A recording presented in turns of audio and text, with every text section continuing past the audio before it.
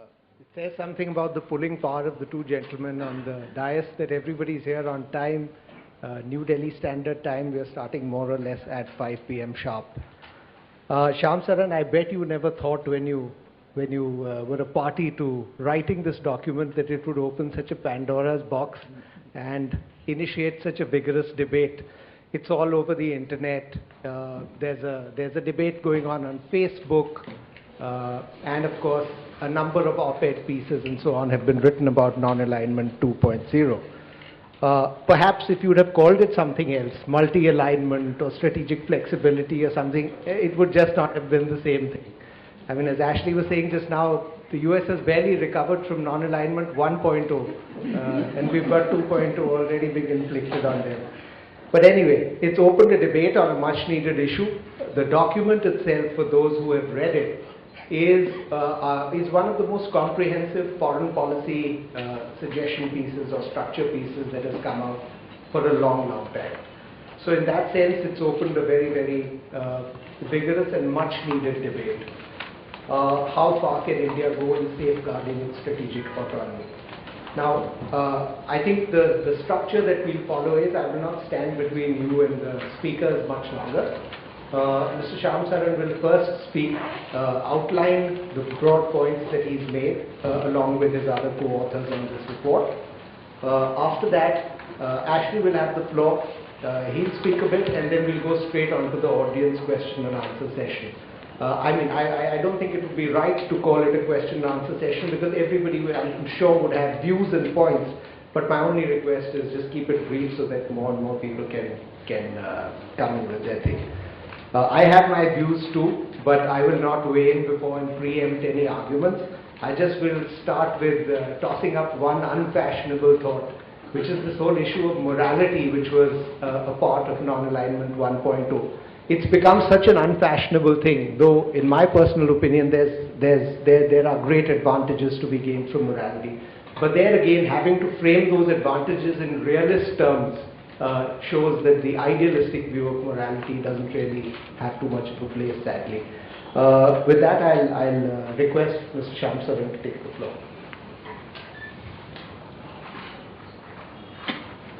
So, you're going to speak from there? No, wherever you like. This mic doesn't work, so you might as well speak sitting if you like.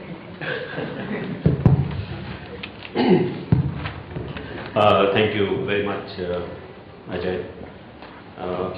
I think the drawing part that you referred to is sitting next to me, not myself. Since I'm not on Facebook, I'm not quite sure about what has been floating around in the digital world, which is perhaps an advantage. But I thought it might be worthwhile, before we get into this conversation, to just try and give you a sense of what we had in mind when we began about a year ago, the authors of this particular study, in terms of framing a possible basis for thinking about India's foreign security policy.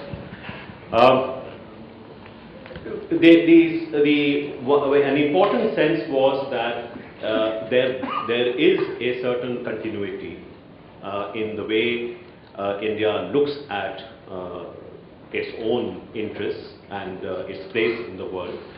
And that sense of continuity has a certain value, and that value should be recognized. And if we use the term non-alignment, it was because we wanted to convey that sense of continuity. There is a certain running theme with respect to how we look at the world. What is our worldview? And I say this without any hesitation, that the person who articulated that particular word vision with a certain degree of historical sense and with a tremendous amount of eloquence was Jawaharlal.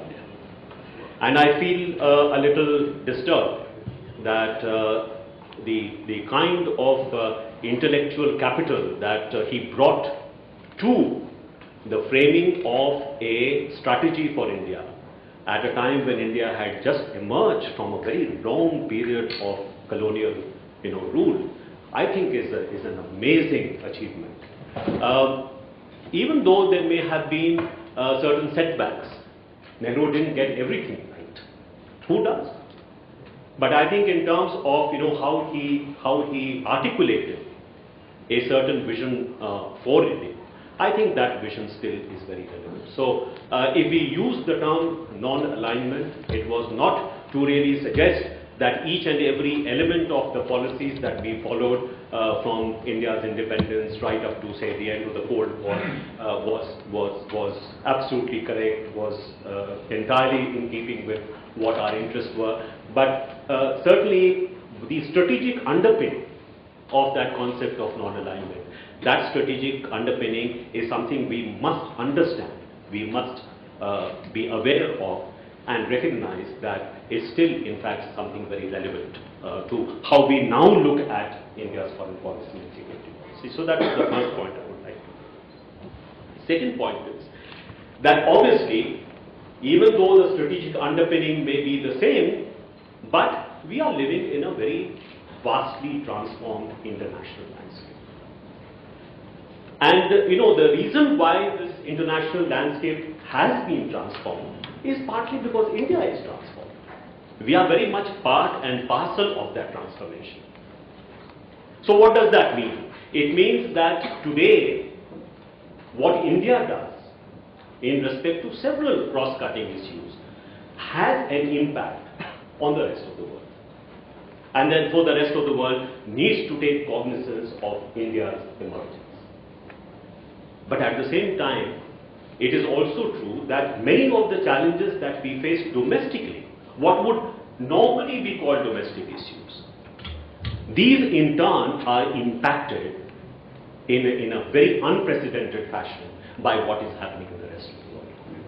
Therefore, even dealing with some of these domestic issues, unless we are engaged with the rest of the world, we may not be able to really do a good job of meeting those challenges. So there is that interpretation of local with a global, which is something that we have to take into account when we are trying to fashion our policies for the next decade or so.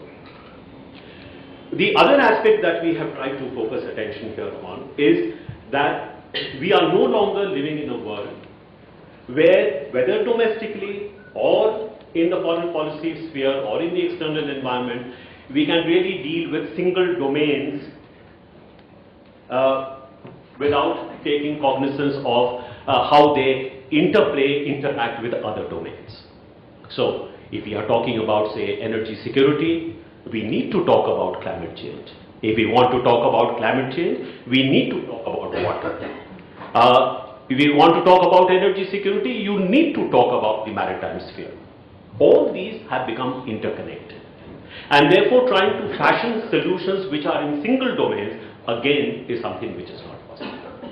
And yet, we have a system here, we have an infrastructure here, which also to some extent is there in other countries as well, where you do not have the capacities in the country to really look at many of these issues as interconnected issues. It is not merely a matter of coordination, it is a matter of really fashioning integrative approaches, multidisciplinary approaches. And that is one of the other points that we are trying to make. That in the world that we are living in, unless we have that cross-domain approach, we will not be very successful. And of course, the report also focuses attention on things perhaps which are not always looked at very carefully, and that is the, how do we deal with issues of internal security? What is the role of the state? So we do talk about how the state has, in some cases, abdicated its responsibility, where there are political issues which are handled purely as law and order issues, and that will not work. We have spoken about how the state in many cases has become a predator, and that's a strong term to use. But the role of the state needs to be re-examined. if India is to be faithful to some of the ideals with which we started our life as an independent country. And of course, the state has to have capacity. In many cases, what we find is that the reason why we have difficulty in dealing with many internal challenges, many external challenges, is because the state does not have the capacity to deal with them. And that capacity building is very important. It may be quantitative, like for example, in terms of security, the fact is that we do not have enough police forces. We don't have enough trained people in the security forces. We do not recognize that while we may be setting up, very, very efficient institutions at the national level, if the link at the bottom of that line, the ordinary constable or Jawan, if he is not well trained, if he is not committed, then this big edifice that you are building up is not going to work. So this is not only about foreign policy, but it is about what kind of new landscape India is looking at, where it also is part of that transformation, and if it wishes to fulfill the promise of that transformation, what does India need to do? And there are certain continuities which are worth keeping, worth preserving.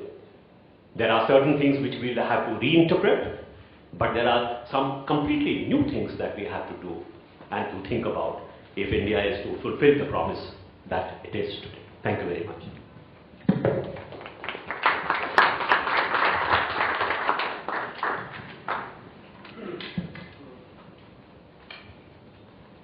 Good evening, everyone. Thank you, Shyam. It's a pleasure to be here with Shyam back in the podium. I got to know Shyam when we were locked together many years ago, trying to pull the US-India Civil Nuclear Agreement, which finally, of course, materialized in a form for great diplomatic triumph. And my respect for Shyam has only grown since then. So it's a pleasure to be back here with him on this podium. Let me start by giving you a sense of my basic response to the document. It's, I think, simply characterized as respectful ambivalence. And I want to emphasize both dimensions of that characterization. It's respectful because I think this is a very important piece of argumentation. And it's a complex work that attempts to balance very strong elements of realism about India's circumstances with an abiding commitment to the idealism. It's hard to pull that off at the best of times. And the document really makes a very systematic effort at weaving both those strands together. And I think that is worth paying attention to and taking seriously. But I'm also ambivalent about it because there are some problematic dimensions with the structure of the solutions that the document proposes. Let me start by giving you my take on how I read the document. I think it did a superb job of focusing on what I see as the central strategic tasks facing India. Sustaining high levels of economic growth, strengthening democratic consolidation, and enhancing national security.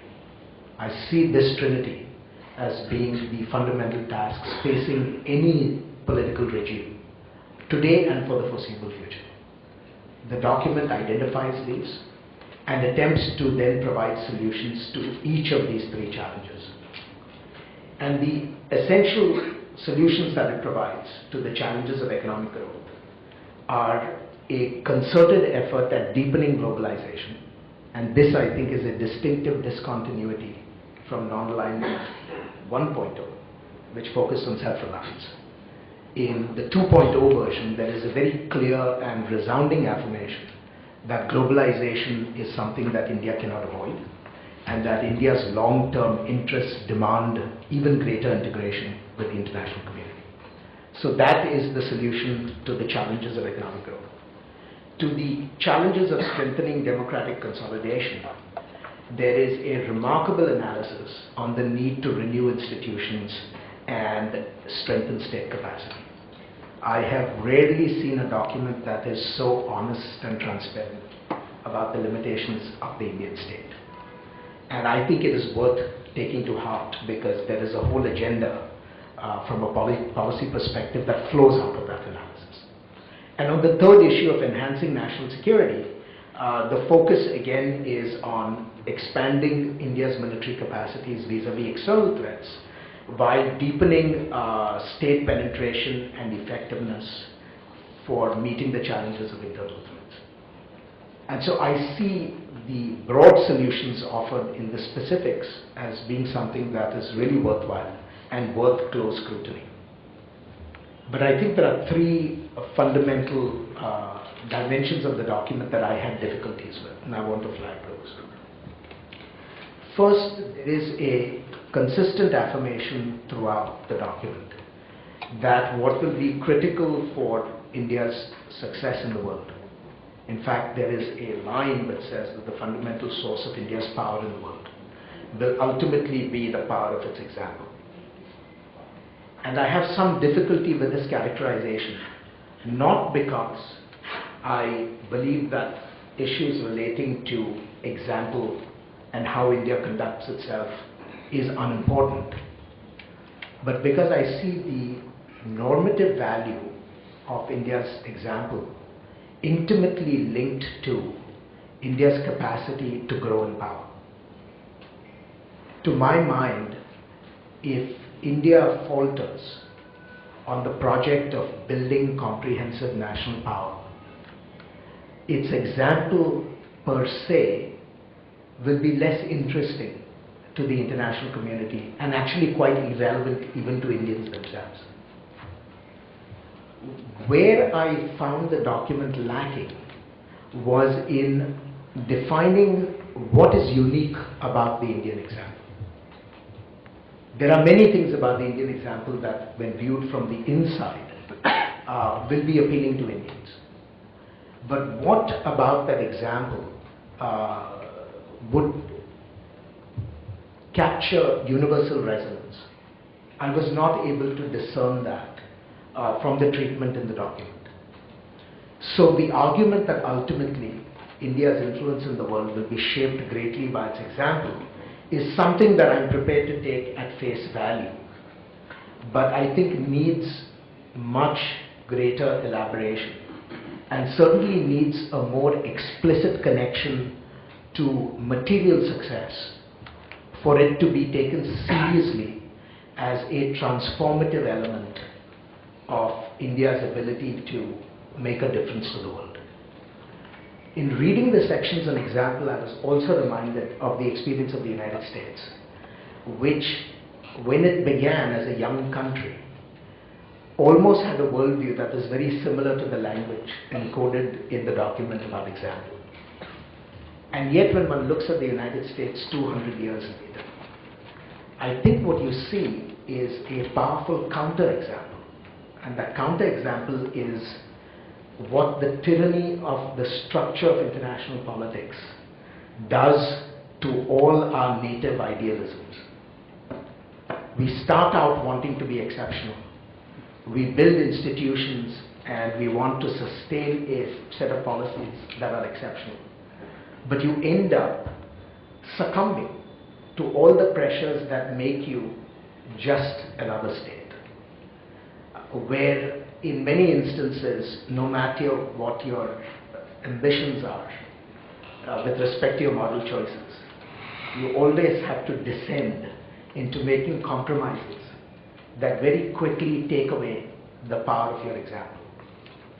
And I am not entirely convinced that with Indian success will come necessarily the ability to sustain that exceptionalism. And so in some sense, the document represents a very youthful India, and it is wonderful to see the aspirations of a youthful India. But I'm not sure it may be a characteristic that survives India in middle age, not to mention old age. There's a second set of issues that I have some difficulty with, and this has to do with the concept of non-alignment. But it's not the rhetorical problems that people have with non-alignment, that, you know, this is an anachronism. It may be an anachronism. The problem I have with non-alignment is that if you understand non-alignment either as freedom from entangling alliances, which is what it was in 1.0, or in the quest for strategic autonomy, which is 2.0, I think there are very severe limitations to this concept as a strategic solution. And let me flag that out, because I think this is in many ways the core critique that one could make of this piece while taking it seriously. The reason why non-alignment understood as strategic autonomy has a limitation is because India now finds itself in a world which is characterized by two realities simultaneously. First is a world of economic interdependence, but a world that is simultaneously characterized by geopolitical competition that persists despite the economic interdependence.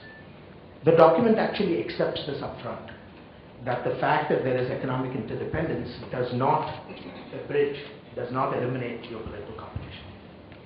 So what does this mean for policy? I think there are very profound implications for policy. When you end up in a world of economic interdependence, you're essentially confronted with a situation where the international system is producing continuous gains for all parties who are involved in this relationship of interdependence. But these gains are not distributed symmetrically throughout the system. That means everyone is a participant. Everyone gains to some degree or another, but all the parties do not gain equally. Now, in the world of pure economics, this has absolutely no corrosive consequence. Because if the next person wins 20% more than you do, there are no consequences to it. I mean, there may be material consequences, someone gets richer, someone gets poorer, but there are no security consequences, because everyone is purely in a welfare game.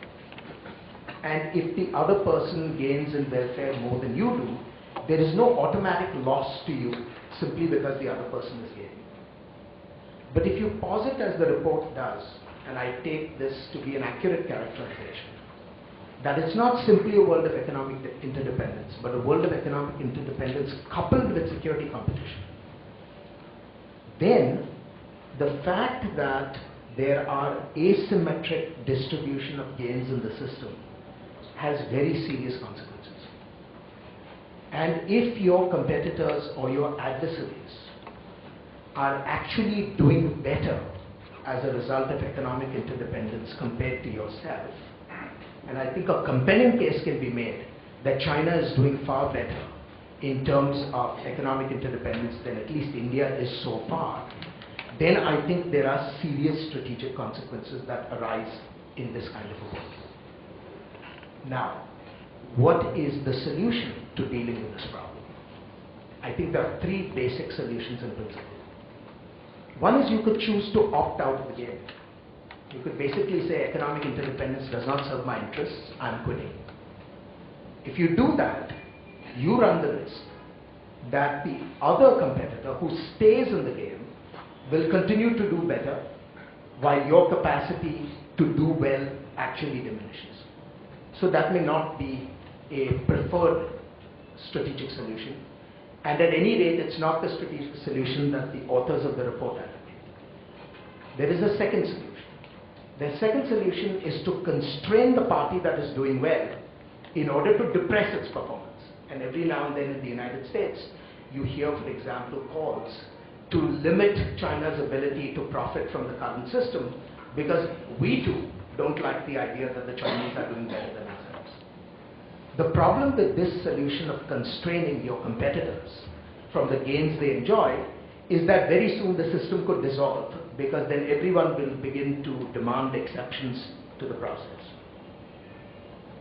So option 2 does not provide you a strategic solution either, which leaves you with only an option 3. And what is that?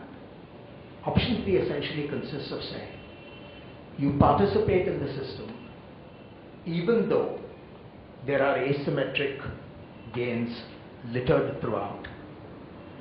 But you make a special effort to participate even more energetically with a subset of states which are your friends.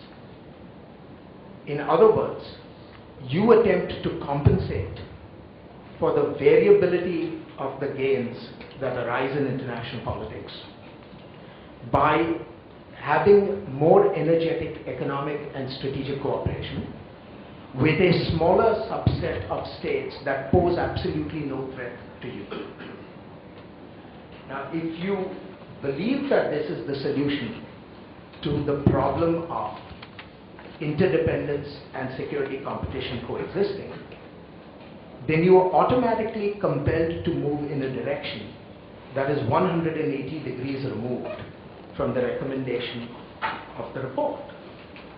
You are compelled to move in the direction of deepened strategic partnerships with a few, as opposed to a course of universal search for autonomy vis-a-vis the rest.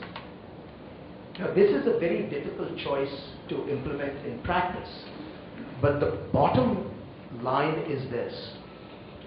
The nature of the problem compels you to make special arrangements with a set of friends. And so you are left with a very paradoxical outcome, that in order to get the strategic autonomy that the authors of the report believe is the best course of India, you are compelled to conclude that that strategic autonomy is achieved not by equidistance between India and the rest of the states in the international system, but rather a deepened set of partnerships with a few. I think, to my mind, there is no escape from the iron logic of the solution. And then that takes you, in practical terms, to exactly the point where, while India should be and can be essentially friendly with all states, and in some sense free of entanglements with all states at one level, it has to maintain those formal freedoms by being embedded in a set of very special relationships with others.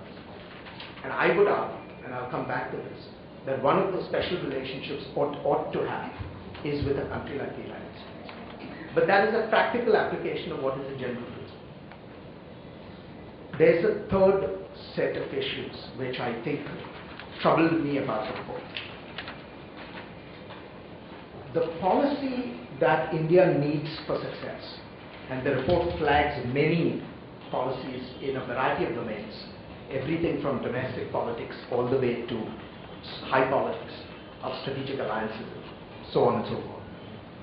I think there is no net assessment in the report about whether the preferred policies that the report advocates can actually be implemented in the context of India's domestic politics. And this is a very important consideration, because no matter what the theorists deduce as being the optimal strategy, if that strategy cannot be implemented in the context of your domestic politics, then I think you are compelled to think of alternative strategies. And there are two elements in India's domestic politics currently that I think go some distance in subverting the success of the solutions that the report advocates. The first is a fragmentation of India's domestic political system and the replacement of what were strong national parties by essentially a variety of regional parties that they'll find it extremely hard to produce the national consensus of the kind that the report desires. And the second is the vicious return of redistributionist politics over growth politics. For India to succeed in the manner that the advocates of the report desire, you will have to have a relentless trajectory of economic growth. And to get a relentless trajectory of economic growth, you are going to need a very different set of political choices compared to what seems to be the dominant trend in India today. Which then takes me to a conclusion. If your domestic politics and your economic policy does not allow you to produce the policies that assure you high rates of growth, which assure you the kind of strategic autonomy that you seek, then essentially what you're saying is the internal balancing, that is the kind of resource mobilization that has to occur internally within India, will not occur at the levels of efficiency that will be required for success. And if this kind of internal balancing that is critical to any strategy of autonomy is not going to occur, then you have to perforce supplement it with some form of external balance. Unless you are prepared to contemplate being vulnerable in the emerging strategic environment. In other words, if your social institutions and your political structures do not give you the flexibility to create the levels of economic growth that will sustain your quest for strategic autonomy, then you are compelled to think of supplements or substitutes. And whether it's a supplement or whether it is a substitute, I think the whole question of external balancing through preferred partnerships with other countries begins to come front and center into the equation. And in this context, it seems to me that the two immediate challenges that India are going to face are going to be China. You may not need external balancing in the case of Pakistan, though I think it would help even there, because Pakistan has simply become far too complex for India to manage simply by itself. And when it comes to China, in my judgment, I simply see no alternative to external balancing, at least as a supplement to India's efforts of internal balancing for quite some time to come. Because first, there is a dramatic gap in capabilities between China and India. And although that gap may narrow in time, and the operative word is may, there is no assurance that the gap will be narrowed in the policy relevant future. Which means that India's need for having special friends and allies is going to become critical. In other words, it takes you back to the point that I flagged at the beginning, which is strategic autonomy becomes a dicey solution if it means equidistance between India and various partners in the strategic game. Whether you like it or not, I believe that India will be compelled to have some special relationships. I would prefer that India have a special relationship with the United States, but it does not have to be the United States. I mean, it can be any other country that suits India's interests. But the point I want to leave you with is that I'm not convinced that India will have the flexibility to say that we can be equidistant between various other centers of power in the international system. So let me just end by making two basic points. One, that I would like to see the Indian exceptionalism that the report advocates survive over the long term. But looking at the experience of my own country, I am deeply skeptical that such exceptionalism will survive. The United States today, except for Americans of course, but for most other countries, is just like any other power except that it's more powerful. I don't think people take their bearings excessively from our rhetoric and our ideas. At the end of the day, the United States looks like any other country. It just happens to weigh 500 times more than some of the others. And the second point I would make is the nature of the game that India is going to find itself locked in is going to take it in a direction where it may not have the luxury of renouncing external partnerships if its quest for autonomy is to survive. And that is the paradox that I think this report or further iterations or Indian policy in practice has to grapple with. But the fact that, authors of the report have made the effort to lay out what I think are the challenges for India is extremely important, because if nothing else, what it does, it's a disciplining exercise for the mind. It forces you to make clear what your objectives are, what the mix of policy instruments that are relevant to those objectives, and it forces you to consider the trade-offs in those policy instruments. And so whether you agree with the report or not, I think Shyam and his colleagues ought to be commended, because they have forced us to think more seriously about the choices that India is going to face for quite some time to come.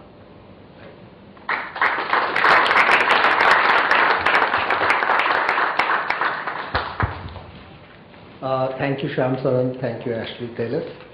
Okay, so you heard first a sort of elaboration from Shyam Saran about what the report was rooted in, the core belief systems that went into it, the thinking processes, the continuity from Nehru's time, and then you heard a threefold argument from Ashley Taylor about what his specific problems are. I shall not attempt to summarize it, because I can't do it without bludgeoning it into a bloody unrecognizable mess. So I'll leave it in your minds the way you heard it from the speakers. But we have a good 50 minutes for comments and question answers. So I will start by just raising a question to each of you myself. First of all, Mr. Saran, you raised or you traced the linkages back to Nehru's vision. Going back to Non-Alignment 1.0, I think you've given it a name now.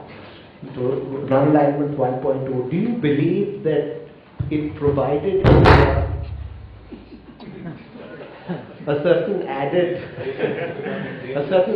heft? Was India punching above its weight because of the report, or was it just Nehru's personality and his personal standing in the international arena?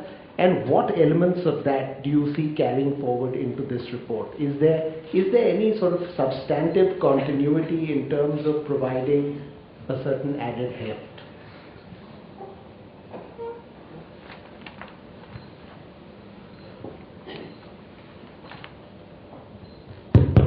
Thank you, Ajay, and thank you very much, Ashley, for your critique. So what I'll try and do is maybe in 5 minutes to answer your question and weave in some of the criticism that has been made by Ashley. First of all, I would like to emphasize that what Nehru came up with was very deeply rooted in India's own history, its own experience during the independence struggle, a sense of itself. And I do not agree with Ashley that all powers, are in a sense doomed to be the same ultimately.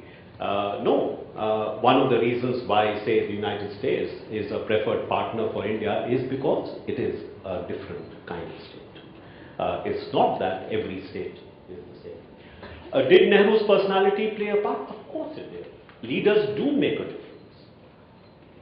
So to somehow reduce everything down to this is just a determinist kind of a force that is linked to the reality of our circumstances, I think that is putting something which is much more complicated, much more rich into rather, shall I say, rather depressing little compartments.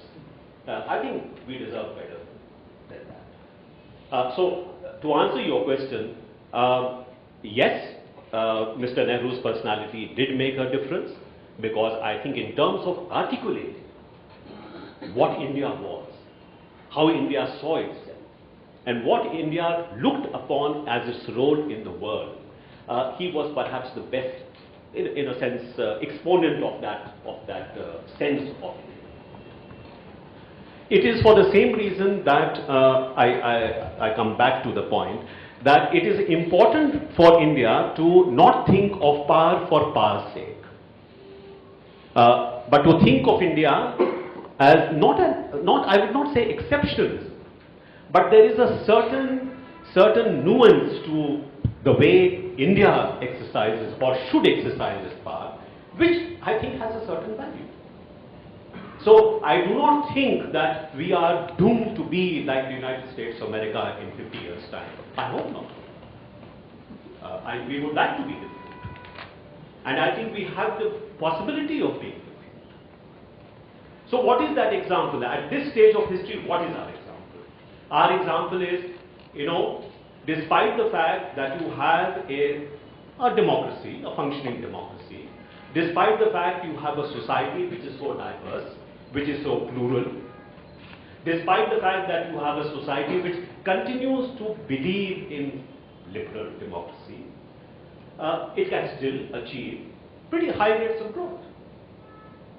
It can still sustain a kind of economic strategy that does bring about, over a period of time, more and more economic benefits to its people. Because it's not economic growth for economic growth's sake. I would hope that the reason why we want a high rate of growth is not only because we want to accumulate power vis-a-vis other countries in the world, but I think first and foremost, which is what the report says, the first and foremost objective of your foreign policy has to be to make it relevant to the economic and social welfare of your people. That is the context in which you have to think about your foreign policy. And I think it is valuable to think in terms of that framework. So that is the example that we are talking about. We are not looking upon India as something completely different, a new animal that is going to be emerging. No. But certainly an India which has a certain, yes, it wants to be powerful, but it has a certain different sense of its power.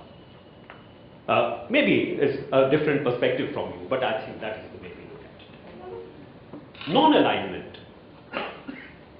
It is not equidistance. I think that's a caricature of non-alignment. I think if you look at the way in which Nehru interpreted non-alignment, the way he practiced non-alignment, there was no equidistance. When situation demanded, he did lean to one side or the other side. Maybe then people would say, oh, you are not being equidistant. But he never wanted to be equidistant. So, for example, even Mrs. Gandhi, when the time came for there to be a much closer partnership because of the kind of challenge we were facing in 1971 with the USS Enterprise in the Bay of Bengal, I think it was very worthwhile for her to think in terms of an Indo-Soviet treaty. Equidistance? Oh no. No equidistance at all. Are we talking about equidistance today? Most certainly not. But it is worthwhile looking at a rather rapidly changing situation where the relationships amongst countries, major powers, are also undergoing change. I think what India is saying is there will be different levels of proximity that you will be ending up with. Would there be a much closer proximity with the United States? Oh, of course. Because there is far greater convergence with the United States today than with any other power. I grant that immediately. But even in the United States, by the way, there are voices saying India will not be an ally. Don't think of India as an ally. So, or if you're thinking that India will on each and every issue support the United States, it will not. But yes, India for its own reasons will follow certain policies which in fact will be convergent with the United States, and that's of value to the United States. Now, where does the very important point, this last point I would like to make, about the possibilities that India has because it is able to accumulate more economic and other capabilities. I think what the report is trying to convey is that yes, there may be a certain gap with China. Maybe this gap will perhaps become larger. But there are certain kinds of advantages, assets which India has today, which may not last very long, but if you are able to leverage those assets, actually you can come pretty close to not maybe closing the gap completely, but becoming a much more powerful country. So we have pointed to the demographic asset that we have. We have pointed to the fact that there is a very strong culture of innovation in the country, that there is a very strong entrepreneurial class which, given the opportunity, is actually able to deliver. If we are able to create the right kind of environment for this, and there is no reason why we cannot, because after all the last 15 years shows that when there has been a will, you have actually brought about rather radical changes. So it's not that you cannot make those changes. But yes, you are right, there is a political fragmentation, there is a lack of political consensus,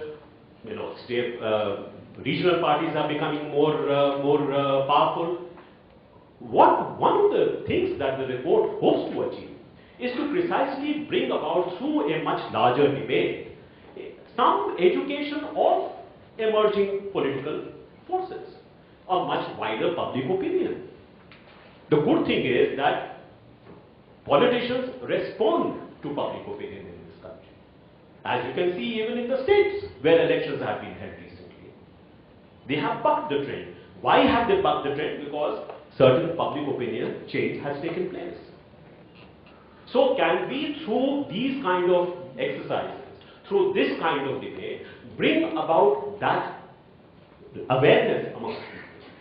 Let them think about these matters. That if you are going to be going in this direction, this is going to constrict your options. Yes, if we are not able to make a big success, external balancing will become more important. That is not precluded in this report.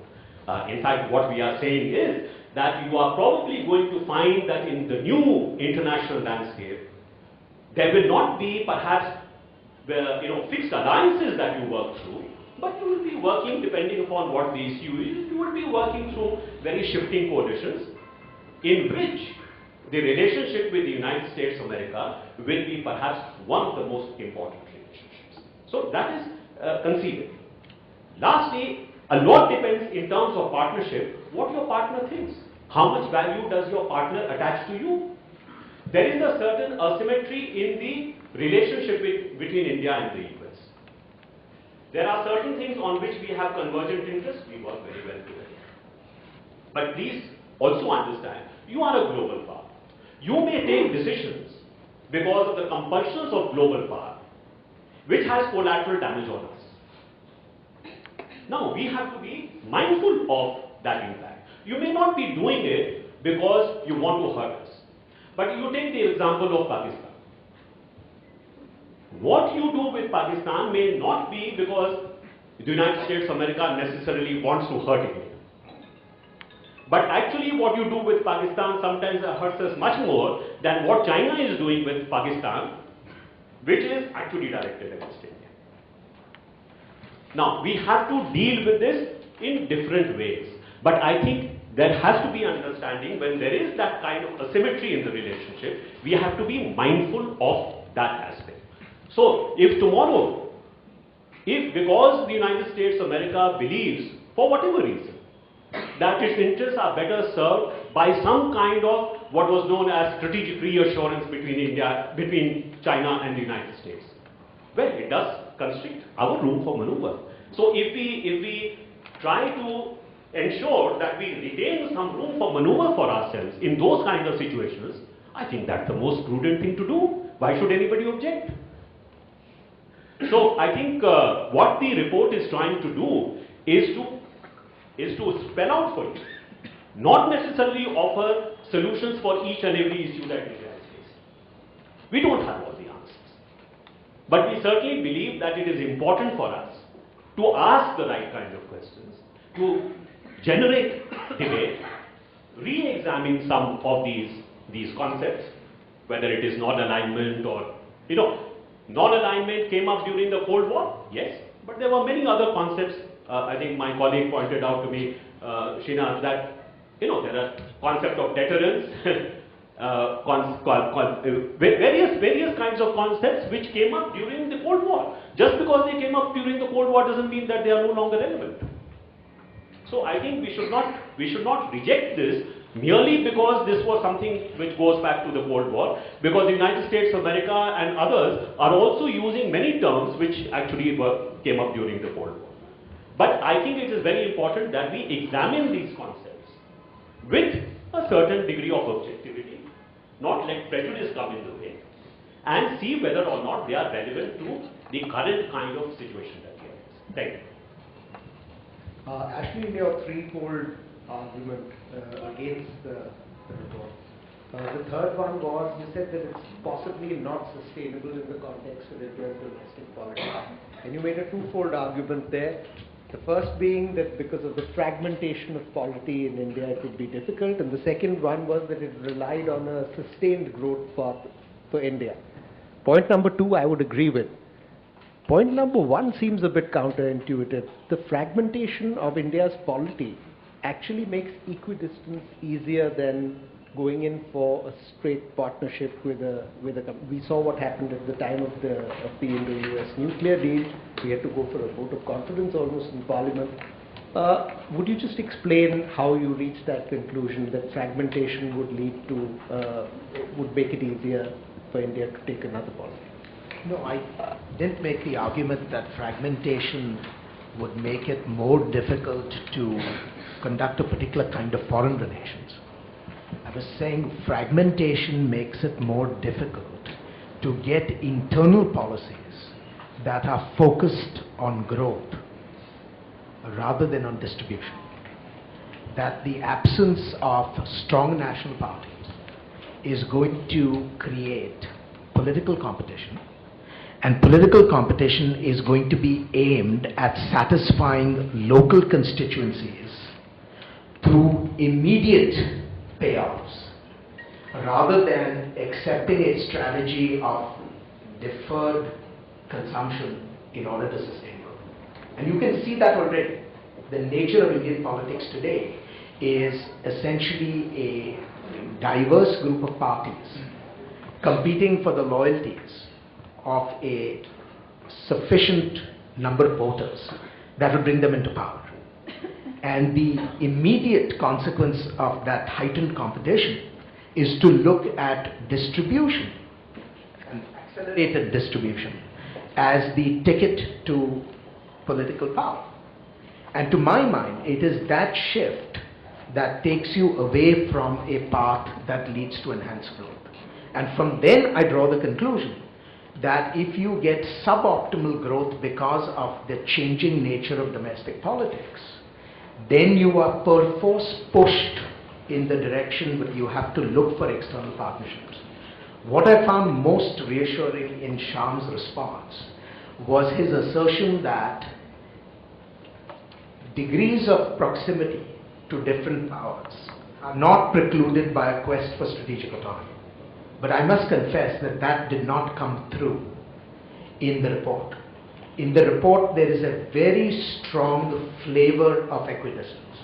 And in the discussion particularly that arises between India's relationship between the United States and China, you get a strong sense, and it maybe I'm reading more into it than the authors intended, but you do get a very strong sense that what India ought to do is be very careful about not getting aligned with one or the other, because there are liabilities that come from asymmetric proximities. And my argument is you won't have the luxury of equidistance in the way that I defined it. You will be compelled by the very nature of the political competition that is arising to be tilted in one direction or the other. Now, if you tell me that that is perfectly compatible with non-alignment 2.0 as you define it, then we have no complaint. But there is something odd about the idea that says, you know, this is non-alignment. It is essentially a quest for maximal autonomy. But it is equally compatible with the idea that we will have relationships of convenience. I mean, yes, it will work in practice, but it does take some work. It's not a concept that naturally sits together. Equidistance 2.0.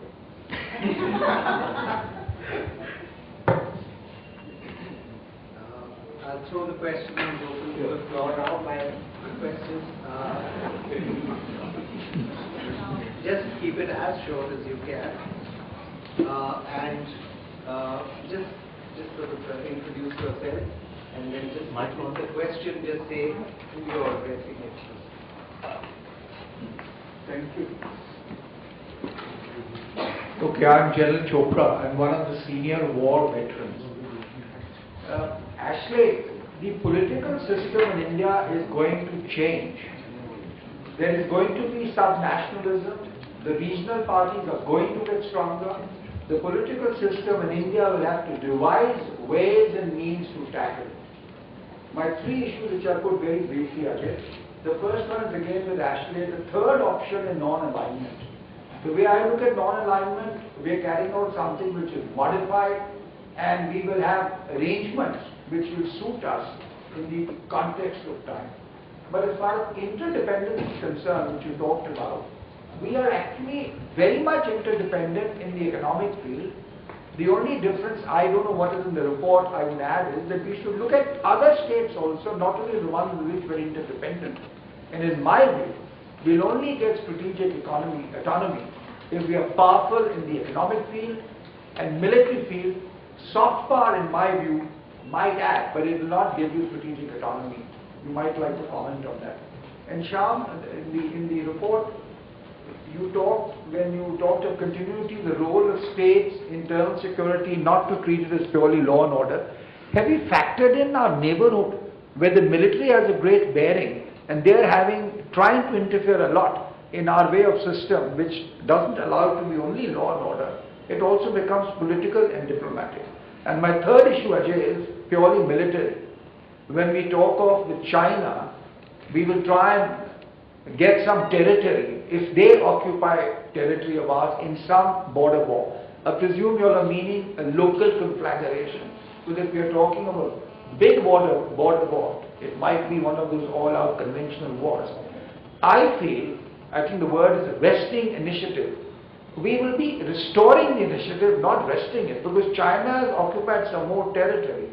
And I hope we factored in, I'm not trying to be cautious, I'm a military man who's fought 4 wars. I hope we factored in the fact that you might lead to a tremendous escalation which we've been trying to avoid in the last post-62 years. Thank you, Chairman. Madam Moderator. Anita, there's a question for Ashley Terry. would you take the mic? Birol said that India should somehow be more engaged with the world. Now, what should India do to persuade the US that it is, quote, more engaged? Should it, for example, support every American resolution on Libya, Syria, or Iran? Should it send troops to Afghanistan or Iraq or East Asia? I mean, what would be your answer to my question, generally? Thank you.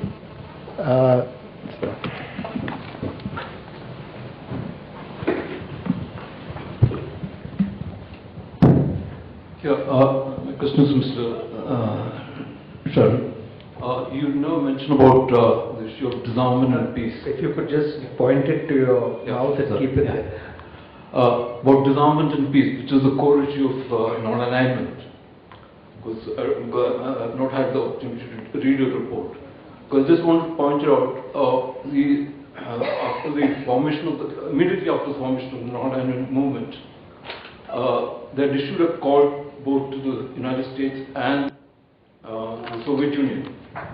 And President Kennedy positively responded to that, and which led to the Macro-Zoran Accord on General and Complete Disarmament, which was unanimously adopted by the United Nations on 20th December 1961. That, I think, was the contribution of the non-alignment movement. And that, I believe, is the reason which led to the assassination of Kennedy also, because the military-industrial complex was not interested in pursuing the agenda which Kennedy was interested in. And for the same reason, the culmination of one of the aspects of the non-alignment movement or the Rajiv Gandhi Action Plan. And again, Rajiv Gandhi was also assassinated.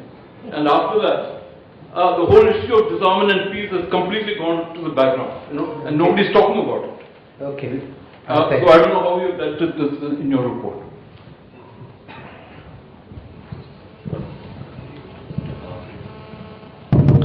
I'm Srinath. I have a sort of question for Ashley here. I mean, I think, see, the structural argument which you're sort of making about saying why India will have to make certain choices. I think one sort of big thing which is left out from that entire picture is the element of uncertainty, which we are currently facing. It's not uncertainty in the long term, in terms of the iron laws of international politics working themselves out, but in terms of strategic uncertainty, say in the next 10 years, which is that you, on the one hand, have the United States, which is undergoing relative decline, likely to remain preeminent power for the near foreseeable future, but nevertheless undergoing relative decline. Similarly, at the same time, you have China, which is sort of coming up, and then a number of other centers of power as well.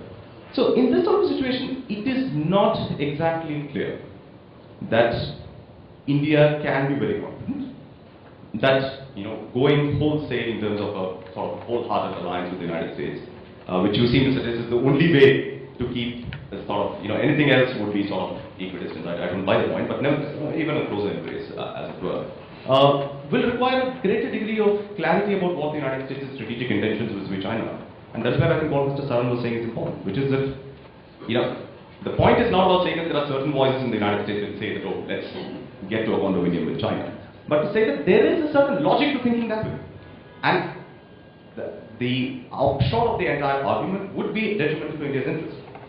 Which is why that particular section of the report which you referred to says that we need to be clear about what levels of proximity we want with whom, and what are the downsides which come with that levels of proximity. And that I think is a fairly valid point to make, and that's got nothing to do about saying that we want to sort of keep equidistance from everyone, that we want to keep everyone balanced.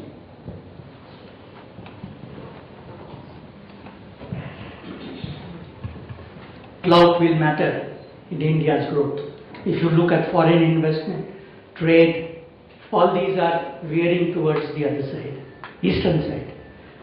So what really is the problematic of today is that in a fast changing scenario like Shyam mentioned about China and USA G2 link, that also is possible, and India was very apprehensive at that time. What would happen if the whole space is vacated and the US withdraws? These feelings were there. Look at the economic value chain thing that's come in. I'm drawing an example from that you produce through economic value chain addition through different countries. But the economic crisis that came, and then the floods that came in Thailand, made us rethink about this whole thing. Just in case, in place of just in time. These are the mindsets that are changing. And what Shyam is trying to pose is that these are, under this changing scenario, there would be need for India to look at the events as they occur pragmatically and work according to that strategy. I'll take one more question and then invite the speakers to respond, and then we'll take a subsequent round. What worries me is this. Would you just sorry, my name is Dr. Vidul Sehgal. I'm a macroeconomic policy expert. What worries me is this China-Pakistan issue. And basically, the China issue can be just taken care of by withdrawing from the Tibet issue. I mean, it is the Tibet issue which made China sort of hostile towards us in '62. And the only way to handle the Pakistan issue is to offer Pakistan-occupied Kashmir to Dalai Lama to make an alternative to Tibet there. And whether it sounds funny or not is not the issue. Pakistan with America there and China on its own is something to really feel afraid about in the long term. And these are the two solutions which can help. That is, if the Ministry of External Affairs and the powers that we listen. Okay, Shyam first and then Ashley. Okay, Ashley first and then Shyam. Yes. I'm happy to defer to Shyam anytime. Well, let me address two questions, the one that Anita asked and then Srinath. I think a good first step, well, it is hard to say what India should do with respect to supporting the US. I mean, those are practical decisions that have to be made in certain contexts. But I think a very good first step would simply be to indicate an interest in a strategic relationship with the US. What I was reacting to was that I didn't get the sense in the report that there was a desire for that kind of a strategic relationship with the US. In fact, one of the comments that was made by one of my colleagues in the discussion in Washington was he said, if you look at US documents that describe American grand strategy or American policies towards Asia, there are these lengthy perorations about the importance of India and what the United States seeks to do with respect to India. And if you looked for an analog in this report with respect to Indian perceptions of the United States, what was stunning was the absence. I mean, there was a tepid reference to the importance of the United States and virtually no reference to the need to have that kind of a relationship that Shyam referred to. Now, this could be simply, editorial inappropriateness, but I'm talking of something more substantive, which is, I don't think the US has an expectation that India will march in lockstep. Everyone is realistic enough to know that you're going to pursue your own interests just as we will pursue ours. But the real question is, do you see the world in the way that I described it? And do you see a special utility with having some partnerships? And they don't even have to be with the US. I mean, that's the point I was making. I was trying to make a two-level argument. One at the level of principle and then one at the level of practice. Argument at the level of principle is simply that you cannot have a world where you go it alone because of all the problems that I sketched out with interdependence. So I would say simply start with, a clarification that says we do want to have this relationship, and then in practice that relationship will be negotiated. It will be negotiated depending on issue by issue. I would make a similar argument with respect to Srinath's point. I agree that there is strategic uncertainty. The uncertainty is corrosive. But it ultimately comes down to the question of, do you see strategic autonomy implying that India is going to try and avoid making choices of partnership? And if you do not take that position, then it's perfectly fine by me. Because I can understand that at the moment, there is lack of information about American trajectories. There's lack of information about China's trajectory. And so you will be cautious in the choices you make. That is perfectly fine. What I'm reacting to was something that I thought was more pervasive in the report, and which I thought was captured by the idea of Nonalignment 2.0, which is that we don't see ourselves as having privileged relationships or partnerships in principle. And if you say, no, we are perfectly fine with having privileged relationships in principle, we will simply negotiate the practical entailments depending on circumstances, perfectly fine. Perfectly fine. But I think now I'm coming to a point of public diplomacy rather than a point of argument. Then it would have been nice to have that said clearly in the document. And if you do a 2.1 iteration, then this would be something to think about. Again, I think, Ashley, I think there is a misunderstanding about what we are saying about non-alignment 2.0 and what was non-alignment 1.0. Did non-alignment 1.0 preclude privileged partnerships? What was the Indo-Soviet relationship from 1960 to 1990? Was that not a privileged partnership? I mean, the US was all the time telling us that it is a privileged partnership. So, to think therefore that non-alignment that we are using, whether in the previous context or in this context, precludes privileged partnerships is simply not true. So, to say that the running theme through this report is equidistance, I think that's the gross sort of distortion of what the authors are trying to say. What in fact it says that you cannot but in today's world not be entangled with the world. That is not an option. Why is it not an option? Because today you are living in a world where what happens outside is impacting on very, very so-called domestic challenges and vice versa. Vice versa, because today you have greater economic and military capabilities, and therefore you do have a certain macro impact, even though you may be still a developing country, but you do have a macro impact. And therefore, given that nature of globalization in which we are a willing participant, we have made that choice that globalization is good for India. And we must continue to be globalized, even greater globalization. So, nowhere is it in fact the assertion made that this is an uncertain world, this is an interdependent world, but in order to maintain our strategic autonomy, we should somehow or the other make certain that we don't get entangled too much. Frankly, the point that we are making is get entangled as much as you can, because that's what is going to ensure your strategic autonomy.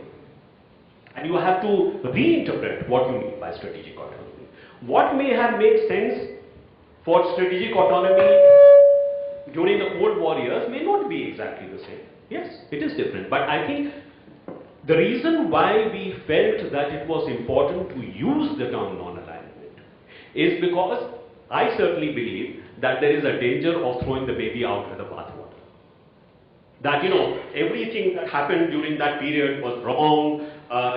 This was a policy which really shackled India. I think that's a view of non-alignment and a view of India's foreign policy, which I don't think is actually reflect reality. So this is something which is, I think, very, very important. That is a legacy that is of value to us.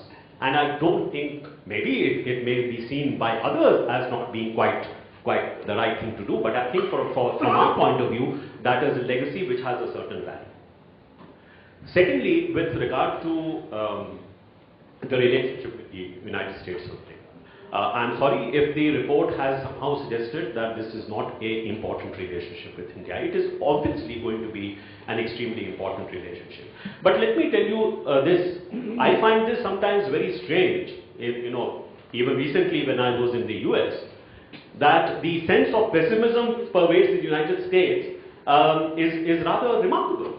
I mean, it's strange for an Indian to go to the United States and say, no, we believe that you will bounce back. No, we believe that you have the ability to become an even more preeminent power in the future. While the US seems to think, no, we are on the decline. So I think India has more faith in the United States and its ability to bounce back than the US seems to have. So we would like the United States to be a powerful country, because then a partnership with that powerful country makes much more sense to India. The other point that I want to really take issue with you, you seem to suggest, and I find that a little demeaning, that you are not going to make the grade. Your politics is so fragmented. Your ability to get your act together is so weak that you have no option but to seek closer partnership with the United States. I'm sorry, I disagree. I think our value to the United States or to anybody else would be precisely because we are more powerful, not because we are becoming weaker. And I do not agree that because there is a sense of political fragmentation in this country, that we are not capable of taking the kind of hard decisions that we should. Coalition politics in India is nothing recent. It has been there for the last, more than 20 years. And yet we have managed pretty important, rather landmark decisions. So don't underestimate the capacity of this fractured polity to come up with the right answers if it is necessary. Why is this report important? Because I think those who are coming into those leadership positions need to be made aware of what is. If they are made aware, if they know what is at stake, I believe that ability to really deliver the kind of decisions that we need at least is a possibility. I do not agree that our fate is actually declining relative power and you better get used to it and we are the only characters who can give you some kind of satisfaction. No.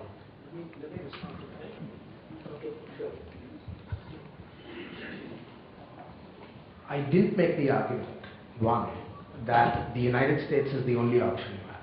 I didn't make that argument. In fact, I started out by saying the issue is not whether you have a partnership with the United States. The issue is whether you have partnerships. And the point I was making was, as an analyst, I think there are going to be challenges with respect to the decisions that have to be made. And I take the point that you say that there is a possibility that India will succeed very seriously. I mean, there's absolutely no. I mean, we say that is possible, not only possible, but it's a very real possibility. Exactly, and that's the reason why the US has, made the bet on India. But that's a separate issue. The point was, if you believe that there will be challenges to making the kinds of decisions for structural reasons, and those structural reasons have to do with political competition domestically, which takes you, because of the logic of political competition, away from a growth path. Then my point was, you would have to think more seriously about external partnerships. Whether that be with the United States or whether that be with anyone else is a completely secondary issue, and that will be determined by circumstances. My only point was, because you are immersed in a political competition, where the pressures are going to be, because of democratic politics, into trajectories that are away from growth, that's why the question of external balancing becomes relevant. That was my only point. Okay, first question. Just one. Okay. That we may diverge from a high growth path because of redistributive policies becoming important again. I think the way we would look at it, there is actually a very strong link between the two. Because our ability to maintain in a very diverse country, our ability to maintain a consensus behind the kind of high growth policies that we have so far been able to take forward is also related to our being able to demonstrate that there is some potential for a very large mass of people who have not participated in that growth to be part and parcel of that. It is always going to be a very difficult balance to achieve. But it is much easier to achieve that in a place like India as a democracy than perhaps in a place like China. So, I mean, there are certain strengths that the democratic system has that we also need to take into account. If it was only growth, then okay. I think a very totalitarian, authoritarian system may be able to deliver that. But I don't think there is a certain value judgment here, but I think the value judgment here is that what we have as a political structure is worth keeping. I would imagine that in the United States of America too, there would be that sense. Okay? Yeah. Okay, first question of round 2 comes from me, which is, while you mentioned that you're not talking specifically about a US-India partnership and that you're talking about partnership in general, the fact that you phrase it in terms of India's need for partnership because of the rise of China, it's not difficult to see that the US partnership is there in your mind.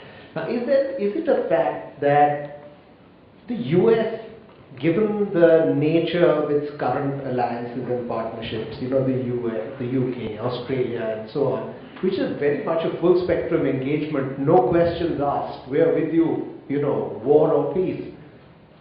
Is there a serious structural problem or a perception problem in having to deal with a more independent-minded country like India? Is the resistance that we are seeing just a manifestation of this initial absorption process of a new ally? That's my question for now. Ravi.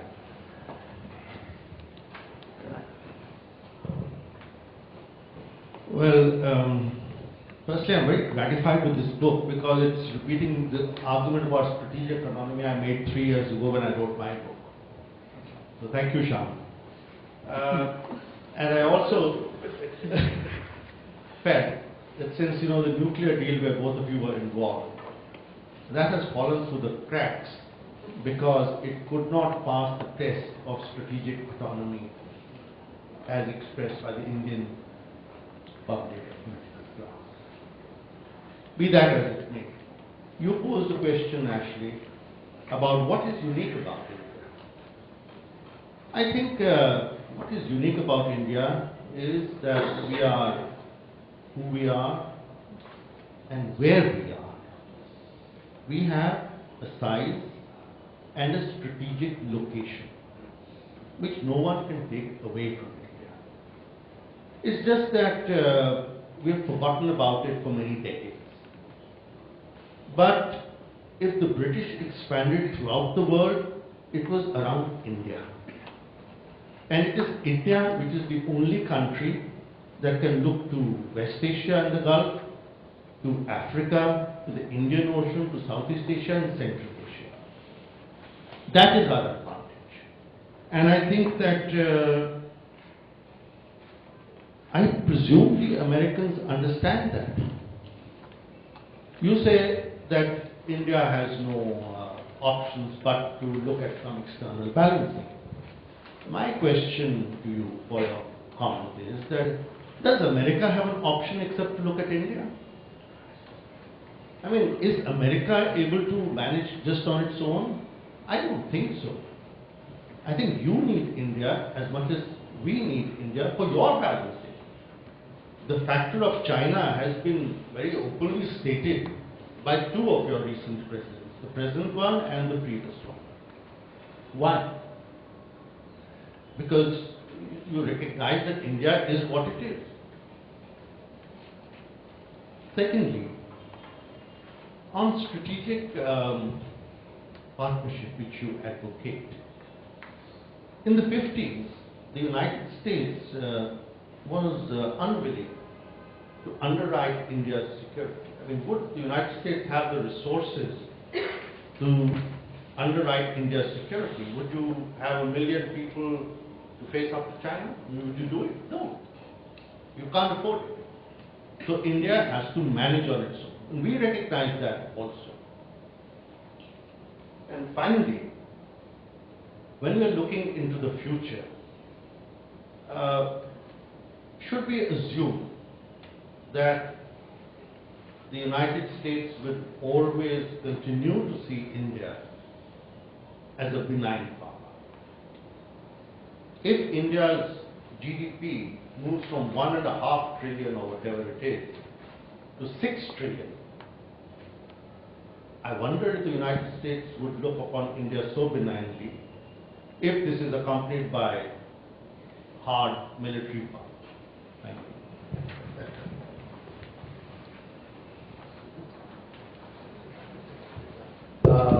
Prem Banerjee. Well, thank you. First, of course, Banerjee from the Institute of Peace and Conflict Studies. First, of course, this report is highly welcome. At one level, it puts to rest George Tannen's prediction that India does not have a strategic thinking. I think final rest to that particular idea is welcome here. On several grounds, of course, it breaks new ground in Indian perception and articulation of policy. And, of course, Nonalignment 1 was an outstanding success. That's all accepted. Given the characteristic of India at the time, its relative power in the global hierarchy of power, I think this was a brilliant strategy. Not only now, 50 years from now, people will recognize that, I think perhaps even more. But in that context, I would suggest that Nonalignment 2 takes into account the situation, should take into account the situation where India's role in the global structure has fundamentally changed. So while there needs to perhaps be a continuity from the overall policy of Nonalignment 1, strategic thoughts of nations, civilizations do not have fundamental alterations. there is a certain continuity. It is born out of civilization. Thinking as to how you look at power, what you consider as power, what are the strengths of a nation, etc., etc. But in that context, a comment that I would have, perhaps a question, is that it does not perhaps take sufficiently into account issues other than China, Pakistan, and perhaps to a certain extent the US. I think I missed a chapter, India and the World, which should perhaps have been the first chapter, which spells out as to what India's position in the global power structure would be. Today it might be a swing state between somewhere China and the US and trying to balance the two and meet the requirements or challenges of that situation. But also, perhaps in the very near future, one of three principal power players. Now once that happens, I think the multilateral issues will be even more important. I missed adequate articulation of the IPSA, the BRICS, India and its look east policy and the strategic orientation that needs to bring into this articulation of policy. And also, a little moving away from the China, Pakistan and the US syndrome, which seems in my mind to constrict India's policy options. There are many hands, but we are completely out of time. I'm afraid I'm going to have to halt the questions there to give just 3 minutes to each to respond. We are already overshooting the time. Who would like to go first? There are about 50 more questions, but we can't take them. Defer to you.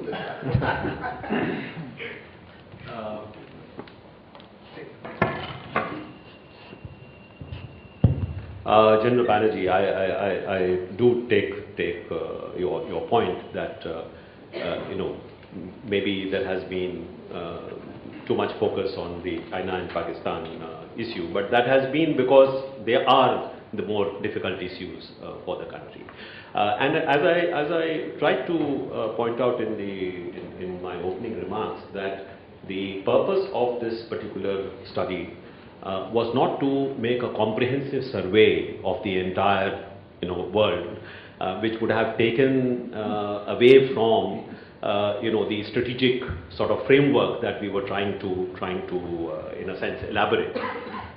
Perhaps with the kind of debate that we have been having today and further debates, we hope we would be able to in fact fill some of those gaps, including, I think, an important point, how really do we look at the India-US partnership, because I think that partnership is, to my mind, very crucial, how we take that forward. So we in maybe the next round, perhaps we can try and do that. With respect to again, I hope we can get away from just focusing attention on the non-aligned aspect. I would once again like to emphasize that we were trying to focus attention on, as I said, for want of a better phrase, the strategic underpinning behind the concept of non-alignment. And that is important, because why was it, as you said, a great success during the time that it was practiced? It was a great success precisely because it responded to the kind of strategic situation that India faced at that particular time in its history. Situation would change, and therefore you have to reinterpret how you are going to apply that principle. Our fear was that we somehow felt that non-alignment in being trashed may also trash that strategic strategic underpinning that I spoke about, which has to be acknowledged, which has to be in a sense reaffirmed, while recognizing that we live in a very different world. It is multipolar. It is both multipolar inside, as you said, as it is multipolar outside. So it is a far more complex set of relations that you have to manage. And our fear was that we are not in fact, developing those capacities to deal with a very much more complex world that we are faced with. We deal with little bits and pieces of that, but we don't have an overall framework within which we can deal with this. And the point made about uncertainty and risk. You face uncertainty today, we face uncertainty.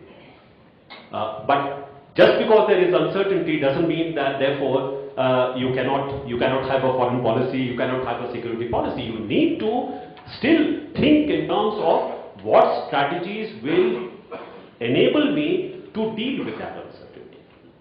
What are the continuities which are likely to remain and which we can take as reference points? And in that context, I think the relationship with the United States, as far as I can see, is going to be a very stable element in the relationships, set of relationships as we go to the future. But again, I would like to make the point that it also depends upon how the partner looks at us. Which is why I responded to what you said, the sense that India is, in relative power of India is actually going to keep declining, and therefore the United States relationship will be very important. That is not how we would like the US to look at India. We would like the United States to look at India, in fact, as becoming a more and more valuable partner in the future, rather than a country which, because it will have less and less options, therefore the relationship, it better realize that the relationship with other partners, if not just the United States, is important. In fact, we have maybe a more optimistic view of what India could be, because we believe that there are certain inherent assets that we possess which have stood us in good stead in the last, say, 15 years, despite all the limitations that we have. And if that is the case, why is it not possible for us to think of a future which is perhaps India emerging as a power with even greater capabilities? And therefore, a partnership between the US and India having even greater value than it has today. That is how we would like to look at that. But in terms of how the United States itself looks at its position in the world, that will be a factor. So if you consider that your place in the world is in fact in relative decline, that's worrying. But if you have a view of the United States, we are in temporary difficulty, but we are going to bounce back. And we are not only going to bounce back, but we are going to become even more powerful. This has happened in the past. After all, in the 1970s, people were writing the US off. So, I think it is also very important how a partner looks at its own future as well. And what value it places on who it considers its friends. I would hope that in the US also, there is a certain reflection of how certain perceptions in India are being evolved and what the US needs to do to perhaps, respond to those perceptions. I think that is very important in terms of how we take the relationship forward. Everything that I said about India needing the United States, I say equally about the United States. Because by the logic of my argument, we need privileged partnerships because our competitors risk doing better than us. So this is not an argument to say that somehow India needs the United States because it is a failing country. India needs the United States because there are going to be challenges because of asymmetric achievements of the international system. The same argument applies to the United States. We need India just as much.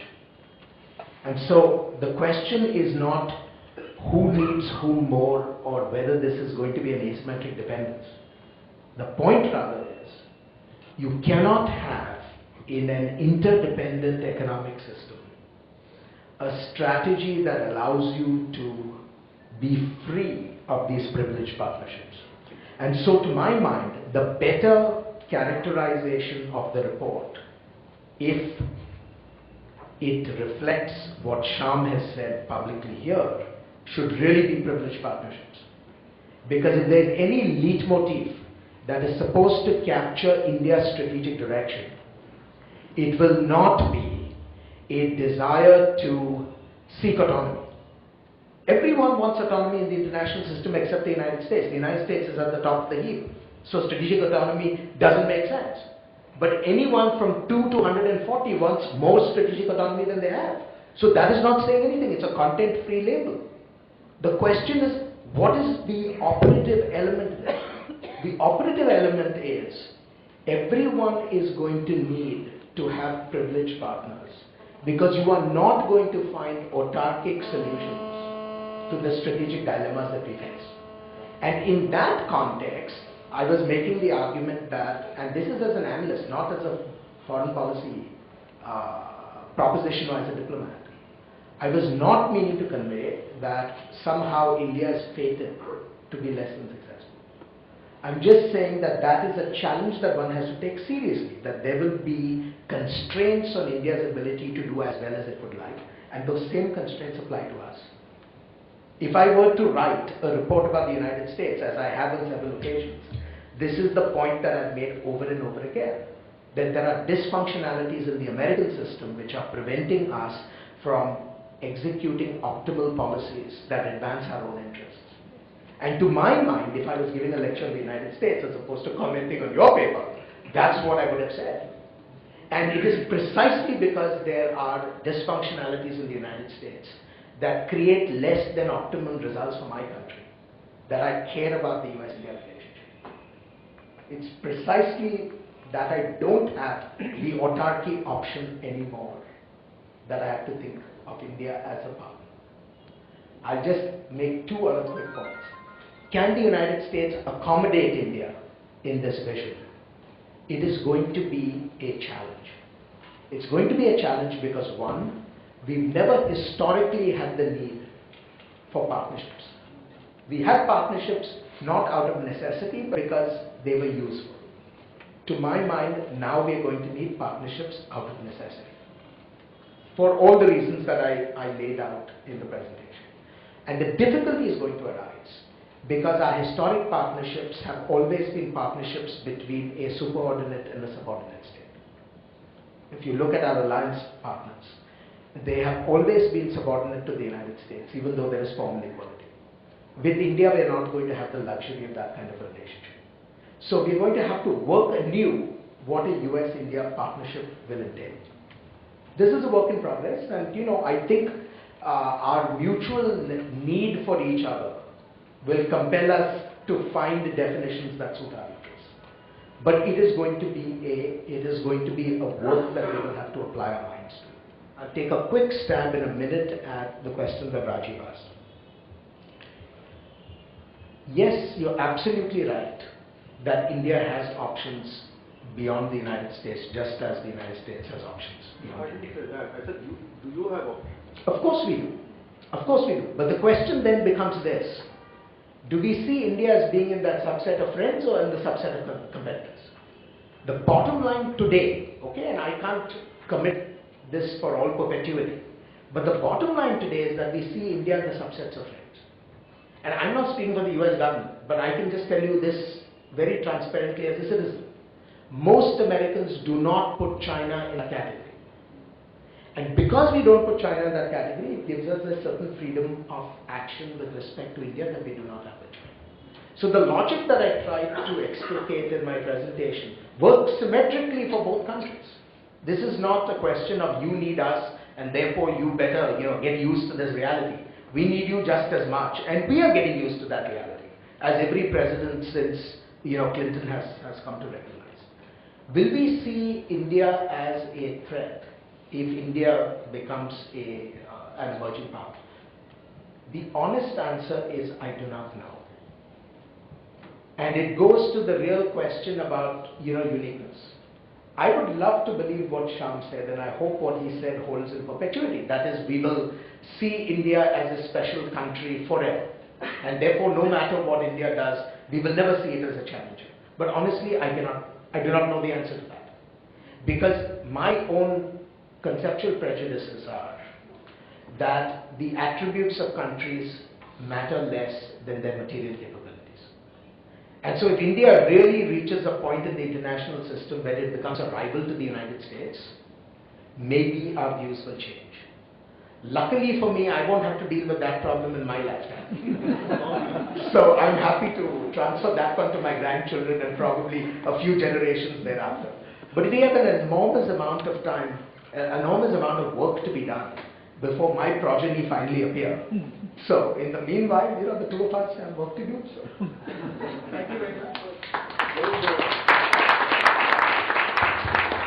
Okay, so 1 hour 45 minutes, and we've just scratched the surface of the subject. But that's a commentary on what you've unleashed, the tremendous initiative. This is definitely not set at rest George Tannen's allegation. That will happen when there's a lot of debate on this, when it goes into 2.1, as you put it, when government actually adopts it and takes it forward. But thank you all for coming, listening so attentively, and a big hand to both the speakers. Thank you.